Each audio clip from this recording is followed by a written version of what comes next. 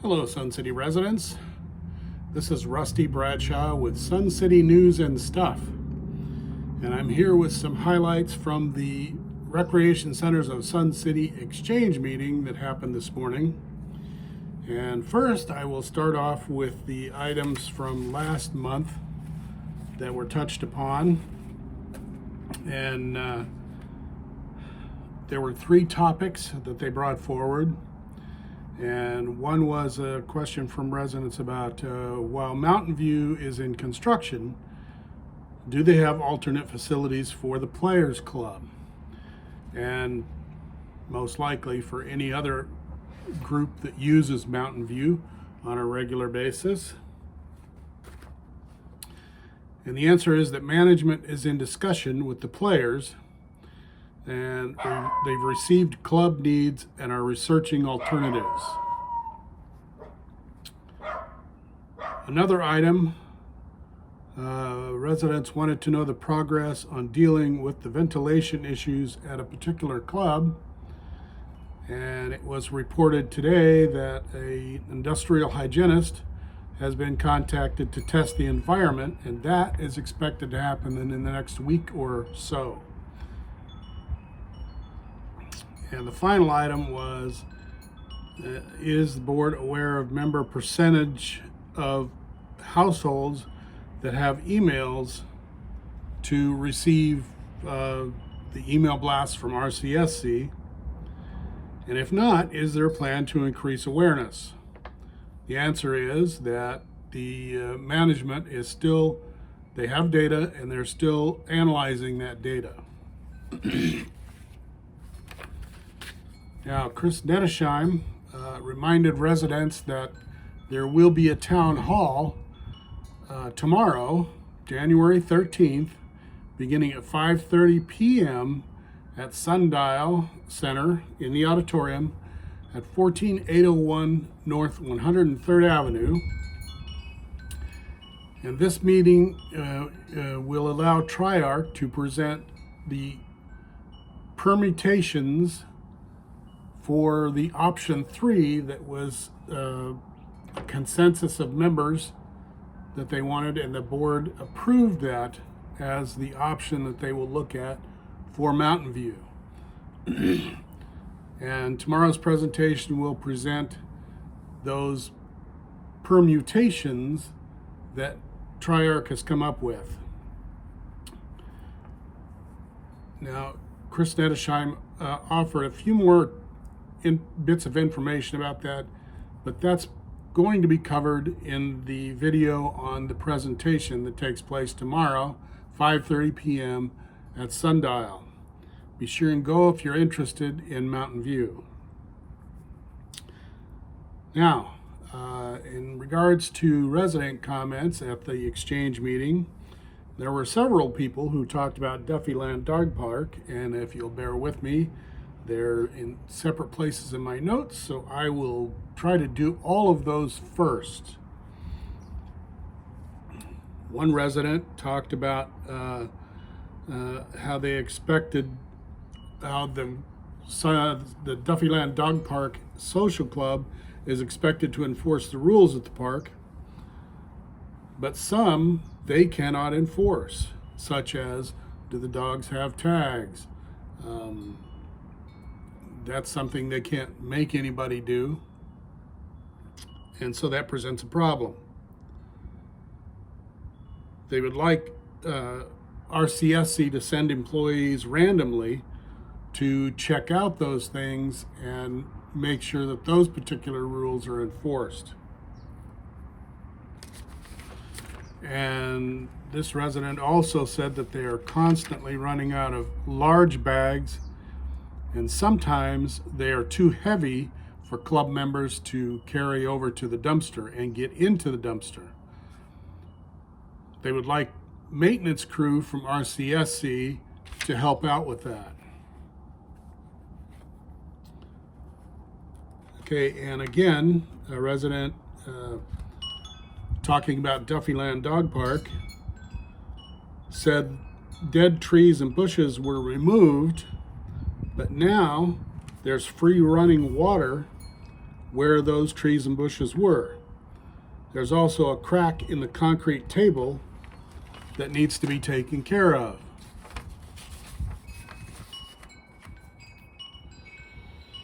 And again about Duffyland Dog Park, a resident reinforced the club's request to have RCSC maintenance help empty the bins, and this resident believes that they don't need to close the park for maintenance to go in and do their work. That was something that was said needed to be done when this was addressed some time ago.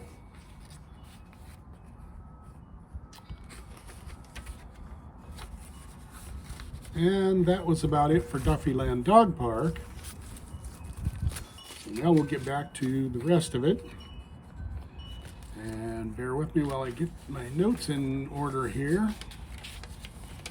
And a resident, again, and this is something that's come up a number of times before, wanted to have an exemption to the policy or bylaws, which would allow someone who is married to the owner of a home and who has just died,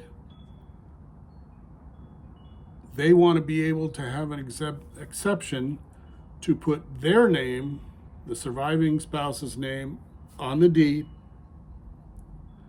as the sole owner, but the exemption would allow them to do so without paying a new PIF and SIF fee. And this would be for someone who married after their spouse had bought the home. There is a clause in the rewritten bylaws that allows for that to take place if the marriage took place before the home was purchased.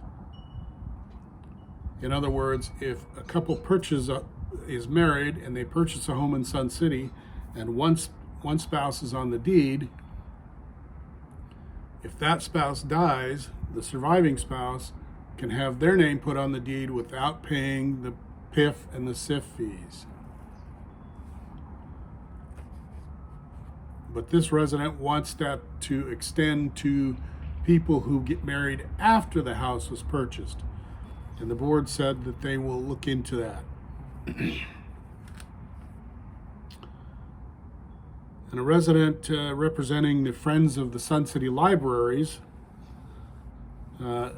said they continue to work with RCSC for the libraries, and they can make presentations to clubs and other groups upon request.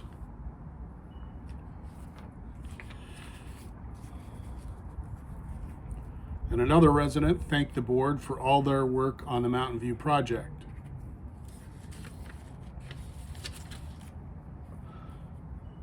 Another resident talked about how work is progressing well on Mountain View, and the board has gotten a new general manager and a new director of golf, and they were praised for that. However, this resident also said the indoor dog facility planned for the Best Friends Dog Club could be done for less than the $500,000 budgeted for the facility. This resident also said the indoor facility is targeted to be done at Lakeview, which seems a waste because Lakeview will be soon renovated as the next center to get redone.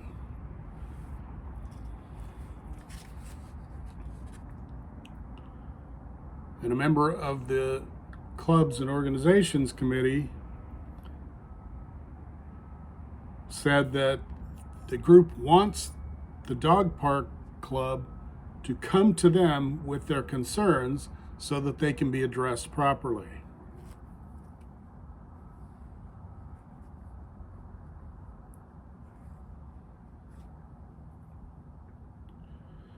Okay, and a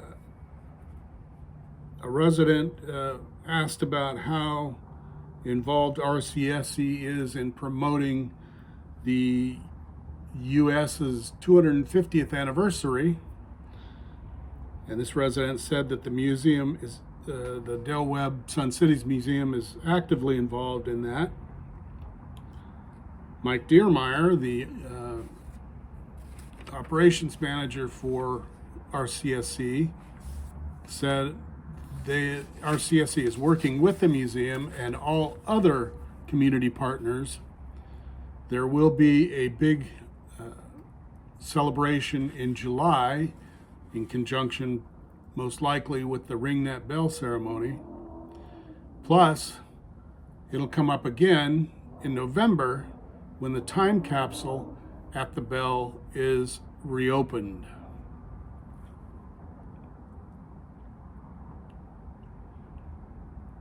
And the board talked about how they want to continue to hear from residents, and some residents were saying they need to find better ways to communicate with residents. One resident suggested that they question people at the Mountain View Pool and other facilities down there to gather some information about that particular project.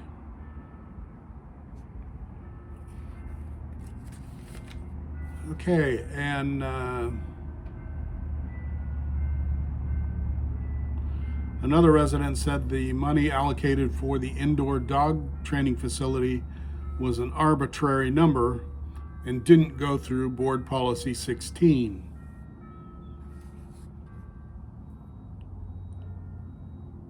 A resident followed that up by saying the Best Friends Dog Club has tried to get this facility for years and that it didn't just pop up last year. So it has been in the works for a while. And I can attest to that because I covered that when I was with the newspaper. Another resident talked about there needs to be better communication because there's a lot of confusion about Sun City being an unincorporated community rather than a city. And this resident believes that RCSC can do more to get that information out, including putting it on the front page of the update. And this resident was insistent on wanting to know when that was going to happen. And Chris Nettesheim said that she is working with SHOA and COA to come up with the best way to communicate that, and she couldn't give a time as to when that would go into the update.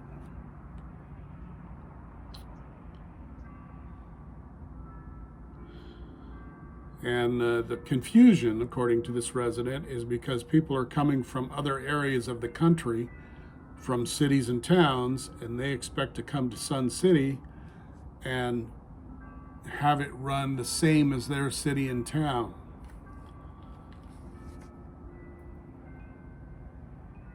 This resident suggested changing the name of Sun City, or for RCSC to have a better connection with realtors who will provide that information. And I think I'm correct in this, saying this, because it was that way when we bought our home here, although I knew all the nuances of Sun City, having covered it for 15 years. But that information is in the documents. And there's a lot of documents to read, and I understand why people might skip some things, but it's there for you. It's in a number of different places. And I can tell you that when I was with the newspaper, we had numerous stories about this particular item, scams, so on and so forth, multiple times. And people still don't get it.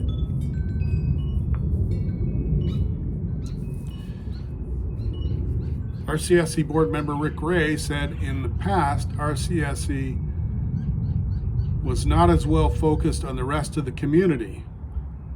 But in 2025, this board has been working with other organizations, but to make that more of a cohesive working group is going to take time.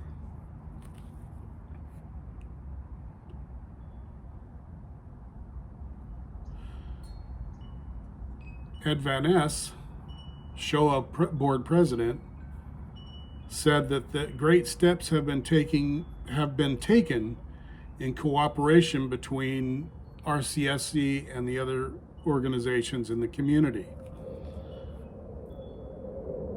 He said residents need to give them time to finalize all aspects of that cooperation. And that cooperation has not happened until last year. And that is something I can also attest to, having covered this community for 15 years.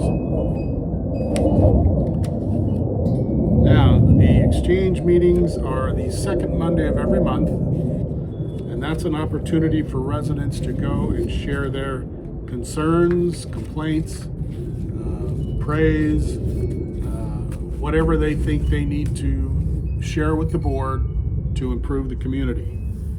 Those meetings start at 9 a.m. in the auditorium at Sundial, 14801 North 103rd Avenue, the second Monday of every month. Thank you for watching.